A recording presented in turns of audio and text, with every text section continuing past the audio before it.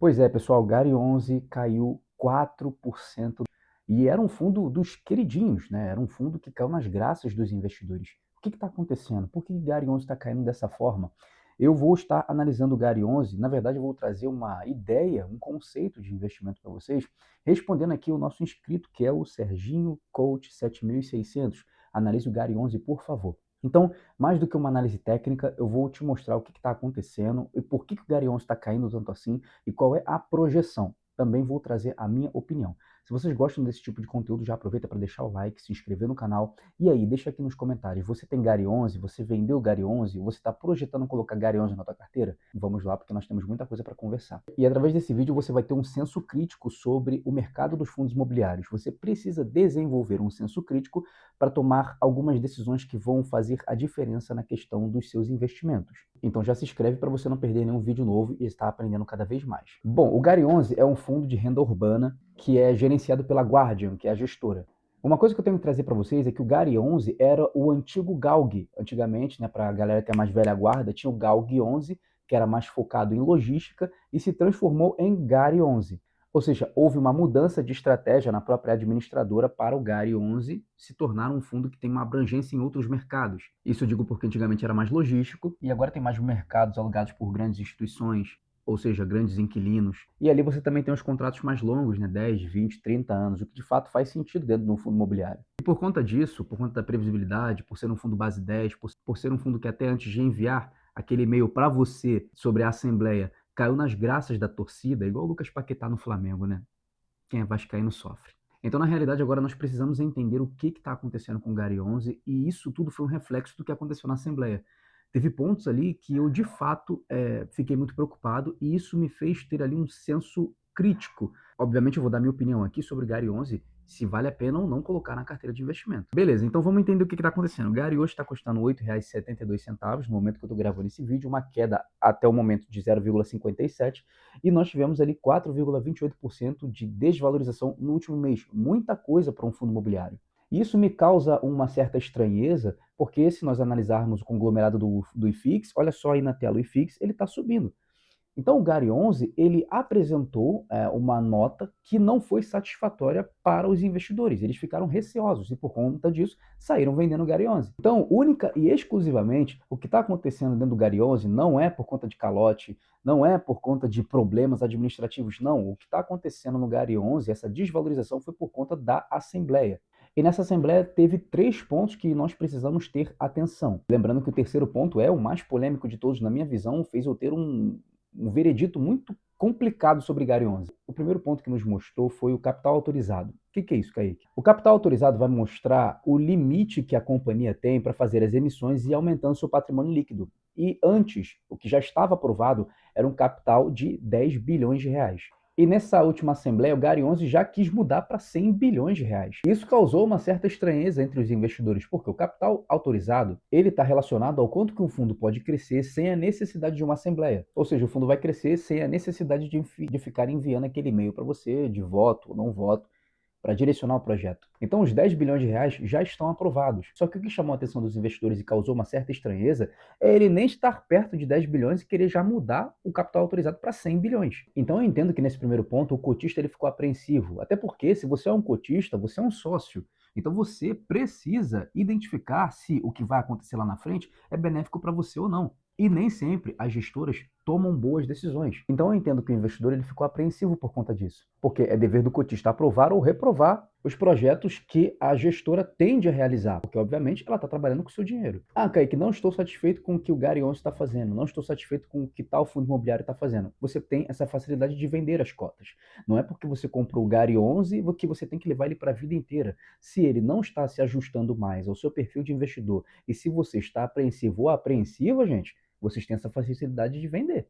Porém, dentre os 3 pontos que a Assembleia nos mostrou, existem pelo menos 2 aqui de mais atenção. Esse é o primeiro ponto, não é tão polêmico em comparação com os outros que, na minha visão, fazem toda a diferença para o que vai acontecer com o Gary 11 lá na frente. Então, digamos que essa primeira mudança do capital autorizado é como se você estivesse dando carta branca para o fundo crescer, só que sem pedir a sua opinião para isso. Então, você precisa abrir os teus olhos para ver se você vai investir corretamente. Se nós pegarmos aqui o patrimônio do Gary, hoje ele tem 2,6 bilhões de reais de patrimônio, E ainda tem muito chão para chegar a 10 bilhões.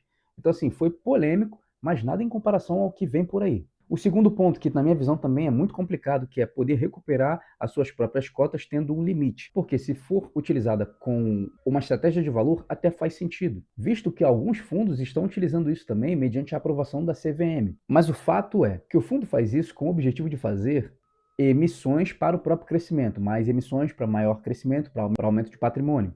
E não só a Guardian faz isso, mas algumas gestoras como a Kinea fazem isso e todo mundo aplaude, né? Tem os fundos da Kinea que são bem gerenciados, alguns deles, né?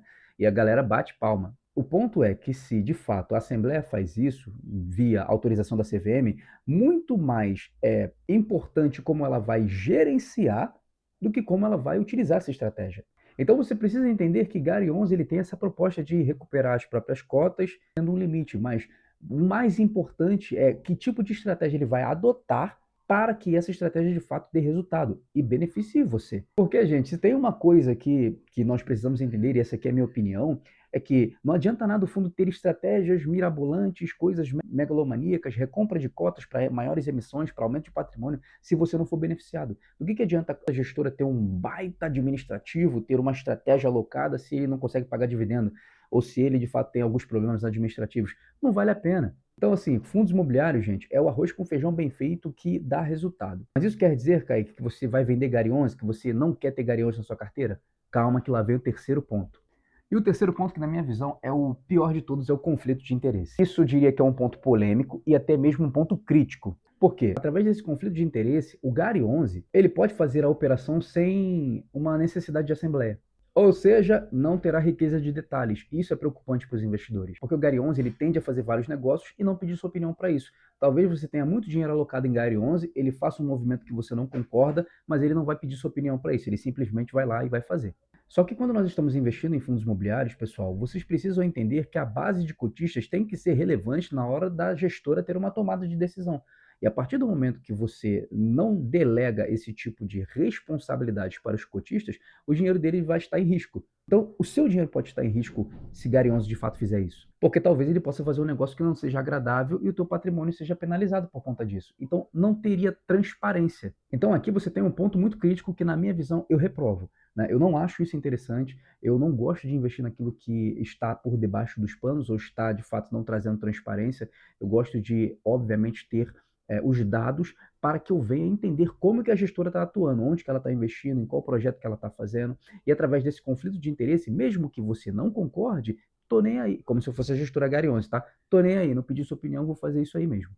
Então essas assembleias, elas têm partes muito polêmicas e sendo muito prático, o mercado financeiro ele reagiu negativamente a essas normas que Gary 11 está tentando implementar. E com isso, obviamente, o mercado financeiro reagiu negativamente. Por isso você teve uma grande desvalorização de Gary.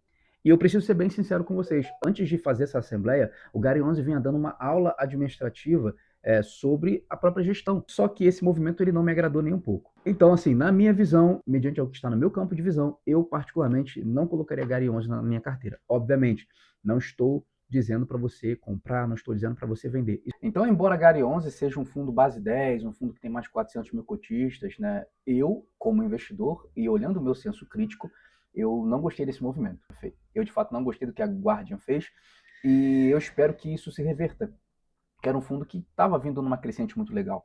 Mas deixa aqui nos comentários, e aí, você tem Gary 11 na sua carteira? Você já sabe analisar um fundo imobiliário para não passar por esse tipo de problema?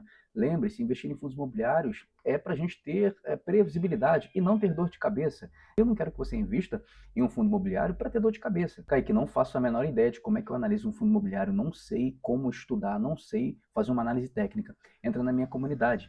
Porque na minha comunidade você tem mais de 50 aulas com acesso vitalício, com resultados também, como vocês podem ver aqui, está aparecendo o resultado da Lucimara, que está ganhando seus dividendos. Como a Lucimara tem diversos outros alunos que de fato fazem parte da minha comunidade, tem acesso vitalício à comunidade de investimentos, tem o meu número pessoal e ali nós conversamos, nós ensinamos, mas também nós damos todo o suporte que você precisa. Então, clica no link da descrição, vem participar da minha comunidade, vem participar da Alcateia de Leões.